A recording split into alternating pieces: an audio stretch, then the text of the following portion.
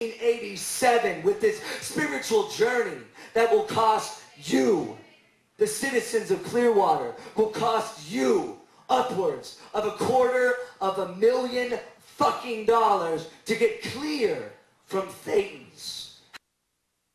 Scientology theology. Let me break it down for you really simply. Thetans are 75-million-year-old spirits of an overpopulated alien species banished to the planet Earth, also known as Tegiak. Tegiak. We're all Tegiakians. He was banished to the planet Earth by the evil galactic warlord Xenu. I'm not making this up.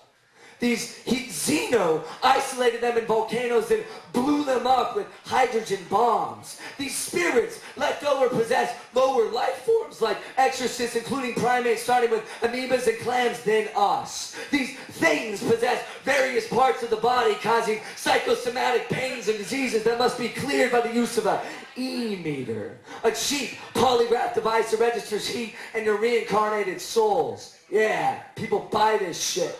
Not only that, what I just told you about Xenu, if I told you that, and you were a Scientologist and you not reached OT3, the theory is you would die instantly of pneumonia. Do you believe that? Anybody feeling sick in the room? Got a cough? You sure? Runny nose? My grandfather, Nibs, helped write many of the instructional manuals on how to operate the e-meter and how to, quote, audit souls until my mother was born. At which point, Nibs needed more money for his family. He grew disillusioned of the rapidly growing scam, the millions of lives destroyed, the constant paranoia, and the war waged on the world with setups, frame-ups, blackmail, state suicides, and murder. He left Scientology in 1959, then spent the rest of his life battling his father like Luke versus Darth Vader. Knowing his father's secret addictions to speed and downers, his manias verging into psychosis, my grandfather took his war to the courtrooms, to the newspapers and magazines, to 2020 and Penthouse, and during the smear campaigns. I'm under this father's fair game policy, with the endless lawsuits and litigations, ass-fucking your credit reports, breaking into your psychiatrist's office for blackmail, faking your suicide, or a simple frame-up. My mother still has letters from Ron threatening to break my uncle's legs. Ron would trade teenage girls in hot pants to dress exactly as him to mimic his mannerisms. He called them his messengers. With his OSA, his personal Gestapo, who'd come to the door with the threats, with the power to destroy your life. Framing you for crimes with look-alike impersonators, calling your neighbors and telling them you just got released for a sexual molestation conviction. My grandfather, Nibs, had to change his last name to DeWolf, moved constantly across the country, co-writing books, defrauding his father, keeping up the fight until his health failed under diabetes. He died of a heart attack. Many members of my family still refuse. It's a horror story of trauma and worldwide madness that language can hardly describe. My uncle, Leif, has been passed the torch by his father, answers all of my questions patiently, knowing my fascination, cautioning me about investigating our family legacy, cautioning me about coming to Clearwater, Florida, saying that don't go poking a sleeping dog with a stick.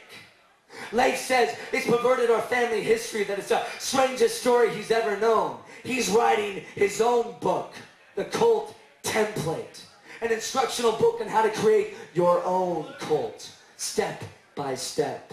He plans to take it on the lecturing circuits himself. My family whispers to me in back rooms that I got my writing skills from Ron, my fire. Leif says, for what he was, this is a self-made man, a dark genius with a ruthless, razor-eyed, steel intent to rape millions of minds simply because he could. You got to admire his ruthless assertion of his will on the world. I do admire it. I want my own Church of Kennedy. That's why I perform. I am my own pastor, the minister of the senator. I've been accused of raping minds myself ever since I was a child. My true rush is commanding my own cast, watching others wither under my will. Right now, when my girlfriend tells me that I'm crazy, I tell her that my great-grandfather believed he was a reincarnation of Buddha. Then I ask her, do you believe in me? I'll make David Koresh look like a Doubting Thomas, and make Waco look like a fucking campfire. I'm gonna make Jonestown look like Disneyland, the Manson family look like the Bradys, and I will start a knock from the pulpit from this fucking stage, and I ask you, do you believe in me? Do you believe that I will carry on my legacy?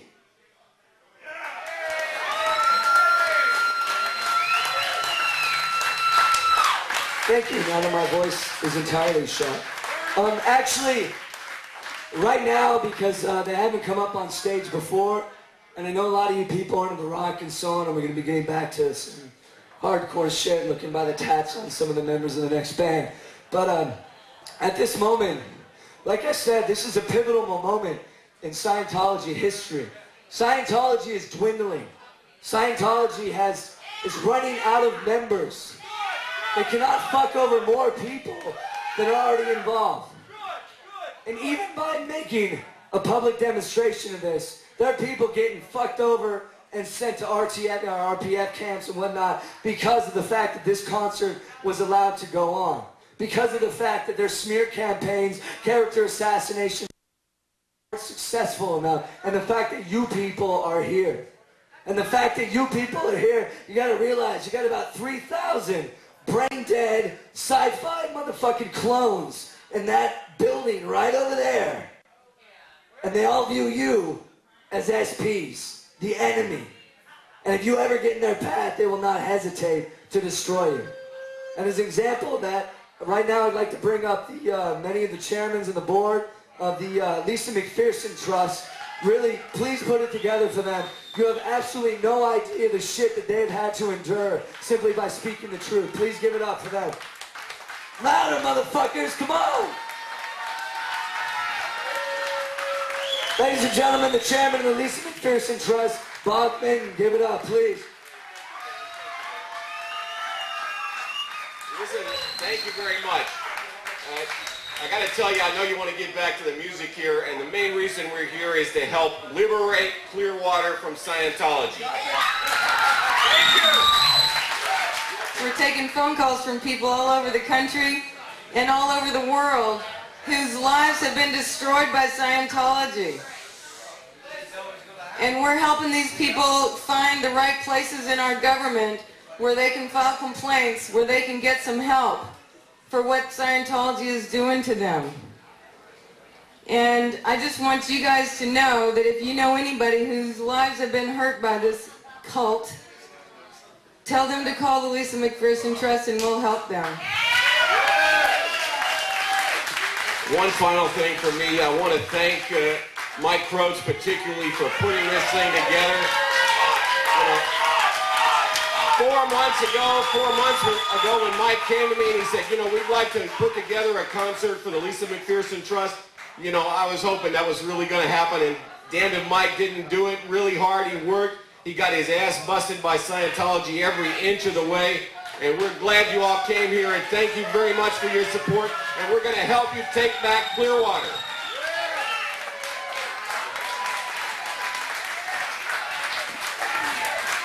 And I just want to say that having Jamie Kennedy here, the great-grandson of L. Ron, incredible thing that has happened in a really long time. Jamie, thank you very much for coming down here and helping us.